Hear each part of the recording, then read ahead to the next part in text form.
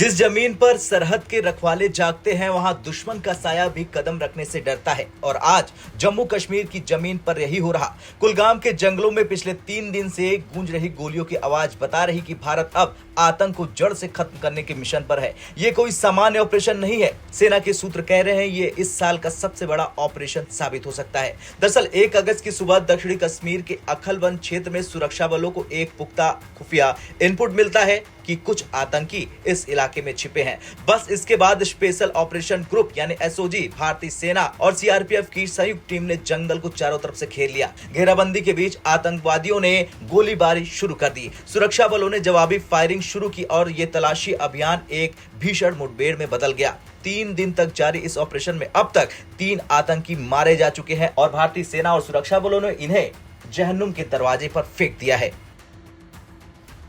हालांकि दुख की बात यह है कि एक भारतीय जवान भी घायल है, लेकिन उसकी हालत स्थिर बताई जा रही। रात भर जंगल में विस्फोट और भारी गोलीबारी की आवाजें गूंजती रही। सेना ने हाईटेक सर्विलांस सिस्टम और स्पेशल पैरा फोर्स का इस्तेमाल किया ताकि कोई भी आतंकी बचकर न निकल सके। इस ऑपरेशन पर जम्मू कश्मीर के डीजीपी और 15वीं कोर के कमांडर खुद नजर बनाए हुए हैं। सेना के लिए यह सिर्फ एक मुठभेड़ नहीं बल्कि एक क्लियरेंस मिशन है जिसमें इलाके को आतंक से मुक्त करना लक्ष्य है। कुलगाम का यह एनकाउंटर इस हफ्ते जम्मू कश्मीर में 3 बड़ा ऑपरेशन है।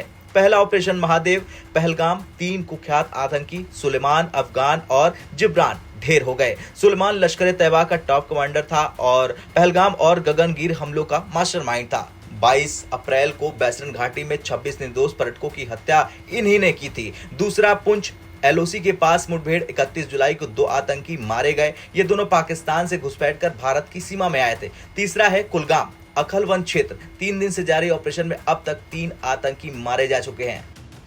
ये आतंकी हाल ही में पाकिस्तानी लॉन्च पैड से घुसकर आए थे। उनका मकसद अमरनाथ यात्रा में खलन डालना था, सुरक्षा बलों पर घात लगाकर हमला और स्थानीय युवाओं में डर फैलाना था। लेकिन भारतीय सुरक्षा एजेंसियों की इंटेलिजेंस नेटवर्क और फील्ड एक्शन ने उनकी पूरी योजना को ध्वस्त कर दिया और इन 8 को मार गिराया। इन ऑपरेशन में सेना और पुलिस ने drone surveillance, night vision device और जंगल में मूवमेंट ट्रैक करने वाले सेंसर का इस्तेमाल किया। यानी आतंकियों के पास भागने का कोई रास्ता नहीं। भारत का ये अभियान सिर्फ जम्मू कश्मीर के भीतर आतंकियों को खत्म करने का नहीं बल्कि पाकिस्तान जैसे नापाक मुल्क को एक संदेश है कि एलओसी के पार बैठे आतंकी सरगना अच्छे से समझ ले कि भारत उनकी हर कोशिश को नाकाम करेगा। घुसपैठ का हर प्रयास मौत की दहलीज तक पहुंचा देगा। कश्मीर घाटी में आम लोग भी देख रहे हैं कि कैसे सुरक्षा बल लगातार आतंकियों का सफाया कर रहे हैं। यह भरोसा बढ़ रहा है कि जल्द ही घाटी में वो दिन आएगा जब एक भी आतंकी जिंदा नहीं बचेगा। खैर, कुल मिलाकर यह कहा जा सकता है कि जहां सूरज की किरण पहुंचती है वहां अंधेरा टिक नहीं सकता।